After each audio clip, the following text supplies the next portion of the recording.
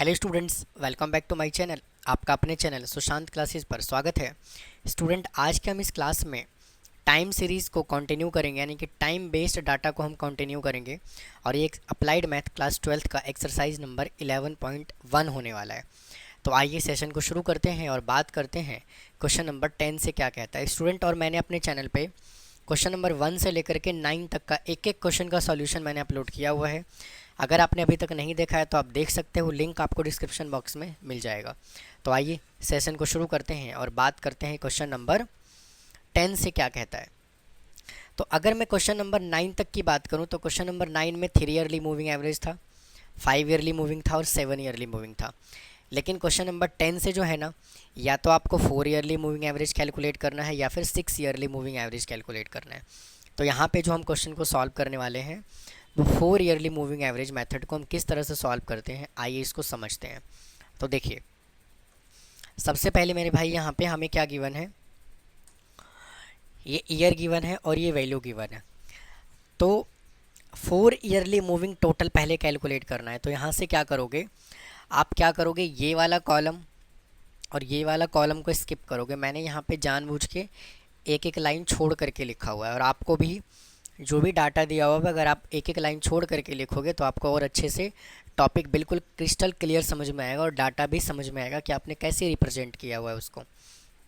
तो देखो, सबसे पहले क्या करना है, आपको 4 ईयर्स का डाटा को कंबाइन करके मतलब ऐड करके लिखना है। तो कैसे क्या करोगे, देखो, इन 4 वैल्यू को कंसिडर करो और इन चारों को ऐड करके ना यहाँ पे लिखना है, इस वाले कॉलम में। यहाँ पे समझ में बात आई? तो क्या करोगे, 12 25 यानी कि 12 प्लस 25 प्लस 39 प्लस 54। ठीक है जी। फिर उसके बाद आपको इन 4 ईयर्स को कंसिडर करना है, इन 4 वैल्यू को, या आपको नेक्स्ट 4 वैल्यू ये वाला कंसिडर करना है। ठीक है, और फिर यहाँ पे लिखना है, यहाँ पे तो 25 प्लस 39 प्लस 54 प्लस 70। फिर आपको यहाँ से लेकर के यहाँ तक का डाटा लेना है और आपको यहाँ लिखना है 39 प्लस 54 प्लस 70 और प्लस 87। उसके बाद फिर आपको यहाँ से लेकर के यहाँ तक का डाटा लेना है और आपको यहाँ लिखना है 54 प्लस 70 प्लस 87 प्लस 105। फिर स्टूडेंट आपको यहाँ से यहाँ तक का डाटा लेना है, तो 70 और यहाँ लिखना है 70 प्लस 87 प्लस 105 प्लस 100। और फिर स्टूडेंट आपको 87 से लेना है 82 तक और यहाँ लिखना है 87 प्लस 105 प्लस 100 प्लस 82। फिर आपको यहाँ से लेकर के यहाँ तक लिखना है ऐड करके इधर 105 प्लस 100 प्लस 82 प्लस 65। इन सभी को हमने क्या किया, ऐड करके लिख दिया। अब क्या करेंगे, इन सब को 4 से डिवाइड करके मैं इस वाले कॉलम में लिखता हूँ। देखिए स्टूडेंट, मैंने क्या किया, इन सभी वैल्यू को मतलब कि इन सब को ऐड करके मैंने 4 से डिवाइड किया, तो देखिए ये आ गया। इसको ऐड किया तो ये आया, फिर इसको 4 से डिवाइड किया तो ये आया। इस सभी को ऐड किया तो 188 आया, इसको 4 से डिवाइड किया तो 47 आया। इन सबको ऐड किया तो 250 आया, इसको 4 से डिवाइड किया तो इतना आया। इन सबको ऐड किया 316 आया, 4 से डिवाइड किया 79 आ गया। इसी तरह से मैंने सभी का सभी data 4 yearly moving average calculate कर लिया। अब देखिए, अब अगले स्टेप में क्या करना है, हमें इन सभी वैल्यू को मतलब दो दो वैल्यू को ऐड करना है। पहले इन दोनों को ऐड करना है, फिर इन दोनों को ऐड करना है, फिर इन दोनों को ऐड करना है, और फिर फर्दर हमें 2 से डिवाइड करना है। उसके बाद जाकर के हमारा आंसर आएगा 4 ईयरली सेंटर मूविंग एवरेज। तो देखिए कैसे सॉल्व करोगे इसको, देखो सबसे पहले क्या करोगे, इन दोनों का टोटल करोगे और यहाँ लिखोगे, मतलब कि 32.5 प्लस 47। फिर आप इन दोनों का टोटल करोगे और यहाँ लिखोगे 47 प्लस 62.5। फिर आप इन दोनों का टोटल करोगे और यहाँ लिखोगे 47 प्लस 79। स्टूडेंट 47 नहीं आएगा यहाँ पर, यहाँ पे आएगा आपका 62.5 प्लस 79। फिर आप इन दोनों का टोटल करोगे और यहाँ लिखोगे 79 प्लस 90.5। फिर आप इन दोनों का टोटल करोगे और यहाँ लिखोगे 90.5 प्लस 93.5। फिर आप इन दोनों का टोटल करोगे और यहाँ लिखोगे 93.5 प्लस 88। अब क्या करना है, इन सब का टोटल कर देना है और 2 से डिवाइड कर देना है। तो देखिए इन सब को मैं टोटल कर देता हूँ और फिर मैं 2 से डिवाइड करके मैं इस कॉलम में लिख देता हूँ।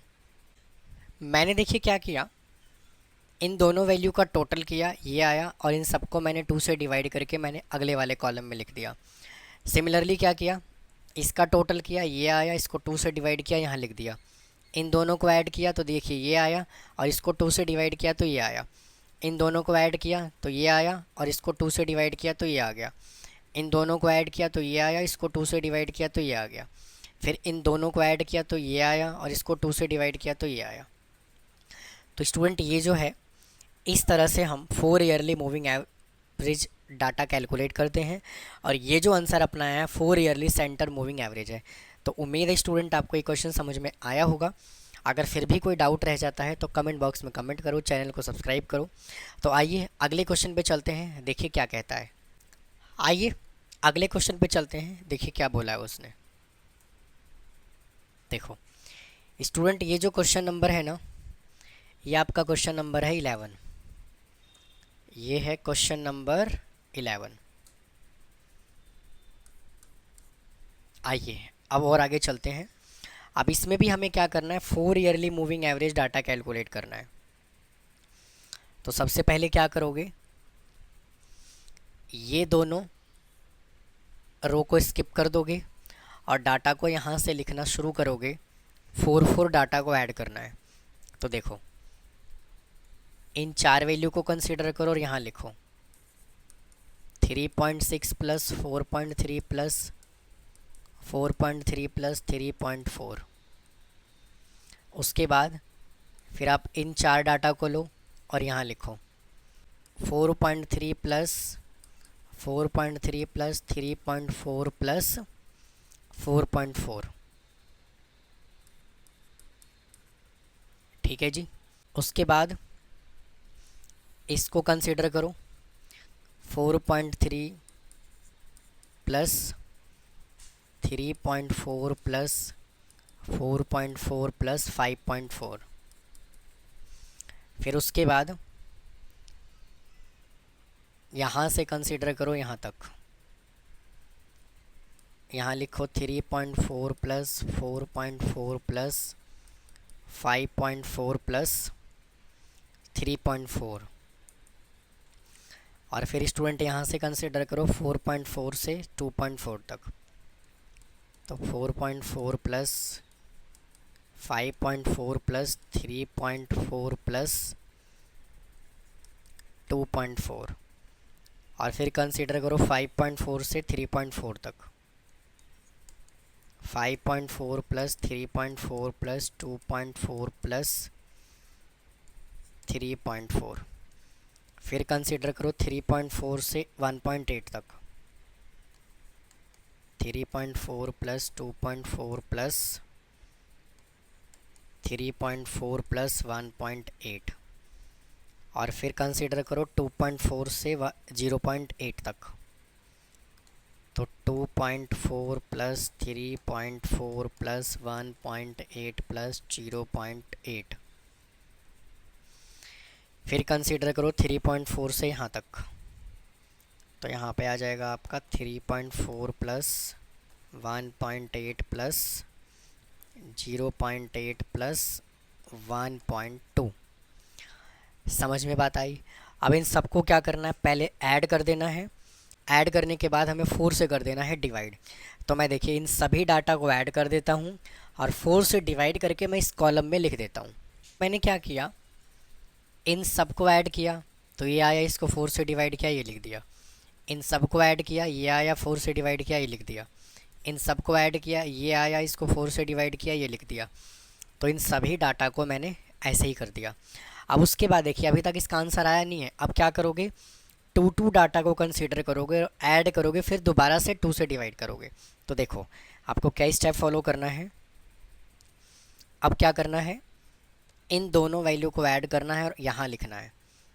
तो 3.9 प्लस 4.1, फिर इन दोनों वैल्यू को ऐड करना है 4.1 प्लस 4.37, फिर इन दोनों वैल्यू को ऐड करना है 4.37 प्लस 4.15, फिर इन दोनों वैल्यू को ऐड करना है 4.15 प्लस 3.9, फिर इन दोनों वैल्यू को ऐड करना है 3.9 प्लस 3.65, फिर इन दोनों वैल्यू को ऐड करना है 3.65 प्लस 2.75, फिर हमें इन दोनों वैल्यू को ऐड करना है 2.75 प्लस 2.1, फिर इन दोनों को ऐड करना है 2.1 प्लस 1.8। अब वापस से क्या करना है, इन सबको ऐड कर देना है और 2 से डिवाइड कर देना है। तो देखिए मैं क्या करता हूँ, इन सबको ऐड करता हूँ और 2 से डिवाइड कर देता हूँ। देखिए इन दोनों ही वैल्यू को ऐड किया तो 8 आया, 2 से डिवाइड किया तो ये लिखा। इन दोनों को ऐड किया, ये आया, 2 से डिवाइड किया, ये लिखा। इन दोनों को ऐड किया, 2 से डिवाइड किया, ये लिखा। इन दोनों को ऐड किया, 2 से डिवाइड किया, ये लिखा। इन दोनों को ऐड किया, ये आया, 2 से डिवाइड किया, ये लिखा। तो इसी तरह से हमने क्या किया, सभी के सभी डाटा को कैलकुलेट कर लिया। तो स्टूडेंट ये जो था, ये क्वेश्चन नंबर 11 था। उम्मीद है आपको समझ में आया होगा। अगर फिर भी कोई डाउट है तो कमेंट बॉक्स में कमेंट करना, चैनल को सब्सक्राइब कीजिएगा, वीडियो को लाइक कीजिएगा।